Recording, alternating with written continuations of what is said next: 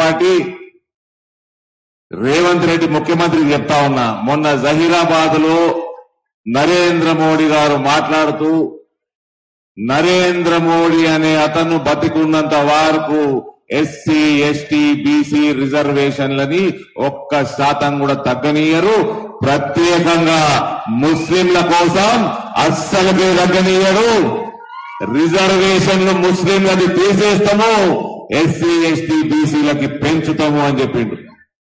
దాని తర్వాత కూడా రేవంత్ మాట్లాడుతూ ఉన్నారంటే దీని వెనకాల కుట్ర ఏంటంటే రేవంత్ రెడ్డి 6 గ్యారెంటీలు పచ్చి మోసం చేసిండు. అక్క చెల్లెలందరినీ, అన్నదమ్ములందరినీ, రైతు సోదరులందరినీ పచ్చి మోసం చేసిండు. అది దాచిపెట్టుకోవడానికి ఇవాళ రిజర్వేషన్ నాటకం ఆడుతుండు రేవంత్. నరేంద్ర మోడీ గారు బతుకున్నంత వరకు 1% రిజర్వేషన్ ఎస్సీ ఎస్టీ బీసీ సోదరులకు తగ్గదు. రేవంత్ ముఖ్యమంత్రి ఉన్నంత వరకు 1 గ్యారెంటీ కూడా అమలు కాదు. రేవంత్ అబద్ధాలు చెప్పి మన దేవతల పేర్లు పెట్టి స్కీములు మన మహిళల్ని నమ్మించి మోసం చేసిండు. ఇవాళ దేవతల మీద పేర్లు వేసి ఒట్లేసి వాళ్ళ పేర్ల మీద ఒట్లేసి మళ్లీ పచ్చి అబద్ధాలు చెరుకు రైతులకు చెప్తున్నాడు. మన రైతులకి రైతు రుణమాఫీ గురించి చెప్తున్నాడు. తండ్రులారా, మీరందరికీ రాముల వారి ఆశీర్వాదం అక్షంతలు మన ఇంటికి వచ్చినాయా? మీరందరూ ఎవరెవరికైతే రాముల వారి ఆశీర్వాదం వచ్చినాయో దయచేసి చేతులెత్తండి.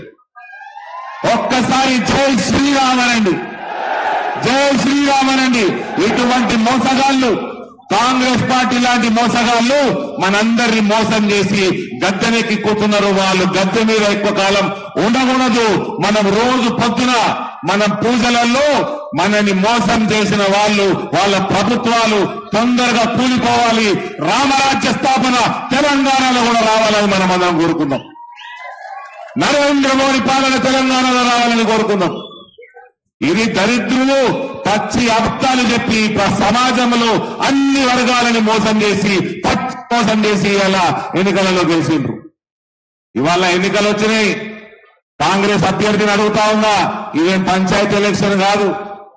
పాకిస్తాన్, ఆఫ్ఘనిస్తాన్, బంగ్లాదేశ్ నుంచి మత ప్రాతిపదికన అక్కడ రేపులు, మర్డర్లు, మానవంగాలు గురై ఇబ్బందులకు గురై ఇక్కడికి వచ్చిన హిందువులకి పౌరసత్వం ఇవ్వడానికి సిటిజన్షిప్ అమెండ్మెంట్ యాక్ట్ పెట్టడం జరిగింది. దాని వ్యతిరేకంగా మీరు ముస్లింలతో కలిసి రోడ్ ఎక్కి జిహాద్ చేసిండ్రు. ఇవాళ మీ స్టాండ్ ఏంది? సిటిజన్షిప్ అమెండ్మెంట్ యాక్ట్ స్టాండ్ ఏంది? మీరు రేపు ఇక్కడ ఉన్న రోహింగ్యా తుర్కోళ్ళని, బంగ్లాదేశ్ తుర్కోళ్ళని ఇక్కడ నుంచి తరిమి బయటికి పంపించాలి. వాళ్ళని తరిమేయడానికి వస్తున్న ఎన్ఆర్సీ మీద మీ స్టాండ్ ఏంది?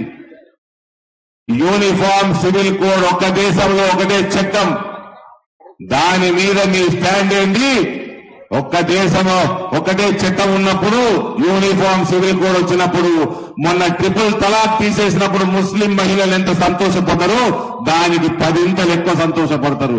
ఎందుకంటే ఏక్ మియాకు ఏకీ బీవీ హోगी, एक मियाँ को एक ही बीवी होगी. इससे मुस्लिम महिला का सेल्फ रेस्पेक्ट बढ़ेगा. इस पे स्टैंड क्या है आपका कांग्रेस पार्टी का? కాబట్టి రేపు పాపులేషన్ కంట్రోల్, జనాభా నియంత్రణ చేయాలన్నా రేపు మన ఆర్టికల్ 370 మళ్ళా తెచ్చి పెడతా అంటాడు కాంగ్రెస్ వాడు. అన్నా, ఎస్సీ ఎస్టీ రిజర్వేషన్ తీసేసింది ఎవరు చెప్తా మీకు? చరిత్రలో Congress party SC ST reservation తీసేసింది. అలీగఢ్ ముస్లిం యూనివర్సిటీ, దాని పేరు ముందర 1875లో పెట్టిన యూనివర్సిటీ కాలేజ్ అది మొహమ్మదన్ ఆంగ్లో ఓరియంటల్ కాలేజ్ దాని పేరు మార్చి 1981లో కాంగ్రెస్ పార్టీ ప్రత్యేక చట్టం తీసుకొచ్చి సుప్రీంకోర్టులో 5 జడ్జిల బెంచ్లు మైనారిటీ స్టేటస్ ఇవ్వకూడదు అని జడ్జిమెంట్ ఇచ్చినాక ఆ జడ్జిమెంట్ కి వ్యతిరేకంగా పోయి పార్లమెంట్ లో ప్రత్యేక చట్టం తీసుకొచ్చి అలీగఢ్ ముస్లిం యూనివర్సిటీగా పేరు మార్చి దానికి మైనారిటీ స్టేటస్ ఇచ్చి ఎస్సీ ఎస్టీ రిజర్వేషన్లను ఆ యూనివర్సిటీలోకి తీసేసిన చరిత్ర, గలీజ్ చరిత్ర కాంగ్రెస్ పార్టీ. 2011లో జామియా మిలియా యూనివర్సిటీని అక్కడ కూడా ఎస్సీ ఎస్టీ ఓబీసీ రిజర్వేషన్ నుండి పిల్లగాళ్ళు చదువుకుంటుండే దాన్ని కూడా మైనారిటీ స్టేటస్ తీసుకొచ్చి 2011లో సోనియా గాంధీ నాయకత్వంలో యూపీఏ ప్రభుత్వం ప్రత్యేక చట్టం తీసుకొచ్చి మన అందరి రిజర్వేషన్లు తీసేసి మైనారిటీ స్టేటస్ గా పెట్టింది. నేను చెప్తా ఉన్నా అన్నదమ్ముల అక్క చెల్లెలందరికీ, హిందూ బంధువులందరికీ, రేపు ఈ ప్రభుత్వం కొనసాగితే తెలంగాణలో ఉస్మానియా యూనివర్సిటీకి కూడా మైనారిటీ స్టేటస్ ఇచ్చి మన పిల్లగాళ్ళని అక్కడ చదువుకోకుండా చేస్తారు వీళ్ళు. గచ్చిబౌలిలో ఉన్న హైదరాబాద్ సెంట్రల్ యూనివర్సిటీని కూడా మైనారిటీ స్టేటస్ ఇస్తారు. ఇవాళ కాంగ్రెస్ పార్టీ మేనిఫెస్టోలో ఏం రాస్తున్నదంటే బ్యాంకులు ముస్లింలకి కార్పొరేట్ లోన్లు ఇవ్వాల్సిందే, దానికి గ్యారంటీగా వాళ్ళు ఉంటారంట. అంటే దేశాన్ని ఎక్కడ తీసుకుంటూ దోచుకొని మన బ్యాంకులను దోచుకొని కూడా ముస్లింలకు పెట్టడానికి సిద్ధమైపోతుంది కాంగ్రెస్ పార్టీ.